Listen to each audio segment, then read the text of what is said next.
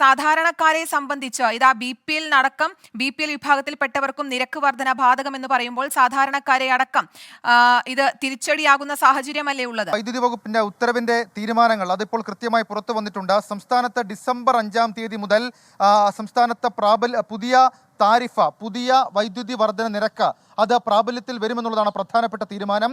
1000 vote connected ലോഡും പ്രതിമാസം 40 unit വരെ ഉപഭോഗമുള്ളവരുമായ ദാരിദ്ര്യരേഖയ്ക്ക് താഴെയുള്ള ഗാർഹിക ഉപഭോക്താക്കൾക്ക് താരിഫ് വർധന ഇല്ല എന്നുള്ള കാര്യം പറയുന്നുണ്ട്. ഏകദേശം 32,000 ഉപഭോക്താക്കൾക്കാണ് ഇങ്ങനെയുള്ള ആനുകൂല്യം ലഭിക്കുന്നത്. അനാഥാലയങ്ങൾ, വൃദ്ധസദനങ്ങൾ തുടങ്ങിയവയുടെ താരിഫ് വർദ്ധിപ്പിച്ചിട്ടില്ല.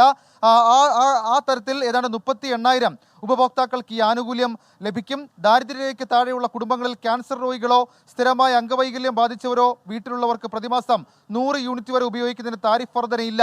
അങ്ങനെയുള്ള കാര്യങ്ങൾ കൂടിയുണ്ട്. എൻഡോസൾഫാൻ ദുരന്തബാധിതർക്കുള്ള സൗജന്യ നിരക്ക് അതേപടി നിലനിർത്തിയിട്ടുണ്ട്. ഈ KCB 2024-2025 വർഷത്തേക്ക് സമ്മർ താരിഫ് ഉൾപ്പെടെ യൂണിറ്റിന് ശരാശരി 37 പൈസയുടെ നിരക്ക് വർധന ശുപാർശ ചെയ്തെങ്കിലും കമ്മീഷൻ ശരാശരി 16 പൈസയുടെ വർധനവ് മാത്രമേ അനുവദിച്ചിട്ടുള്ളത്. റെഗുലേറ്ററി കമ്മീഷന്റെ തീരുമാനപ്രകാരം സംസ്ഥാനത്ത് 16 പൈസ യൂണിറ്റിന് വർദ്ധിപ്പിക്കും എന്നുള്ളതാണ്. അടുത്തത് സമ്മർ താരിഫ് ഉൾപ്പെടെ യൂണിറ്റിന് 27 പൈസയുടെ നിരക്ക് വർധനവയായിരുന്നു KCB ആവശ്യപ്പെട്ടതെങ്കിൽ ആ ആവശ്യം അപ്പാടെ തള്ളി എന്നുള്ളതും ഈ തീരുമാനത്തിലെ ശ്രദ്ധേയമായിട്ടുള്ള കാര്യം. മാത്രവുമല്ല, ഈ കണക്റ്റഡ് ലോഡിനെ അടിസ്ഥാനപ്പെടുത്തി ഗാർഹിക ഉപഭോക്താക്കൾക്ക് ഫിക്സഡ് ചാർജ് ഏർപ്പെടുത്തണമെന്ന് KCB നിർദ്ദേശമുണ്ടായിരുന്നു. ആ നിർദ്ദേശനം റെഗുലേറ്ററി കമ്മീഷൻ അംഗീകരിച്ചിട്ടില്ല.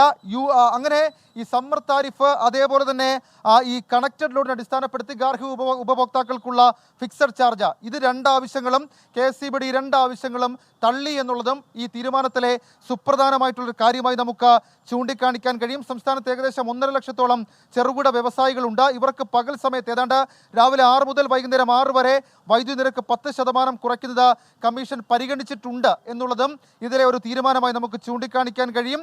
കൃഷി ആവശ്യത്തിനുള്ള വൈദ്യുതിയുടെ നിരക്കിൽ യൂണിറ്റിന് 5 പൈസയുടെ നിരക്ക് വർധന മാത്രമേ അംഗീകരിച്ചിട്ടുള്ളൂ എന്നുള്ളതും ശ്രദ്ധേയമായിട്ടുള്ള കാര്യം. ഏതായാലും ഈ 16 പൈസയുടെ നിരക്ക് വർധന പറയുമ്പോഴും അക്കാര്യത്തിൽ പല തീരുമാനങ്ങളും, പ്രത്യേകിച്ച് KCB ആവശ്യപ്പെട്ട പല തീരുമാനങ്ങളും റെഗുലേറ്ററി കമ്മീഷൻ അംഗീകരിച്ചിട്ടില്ല. കീർത്തന.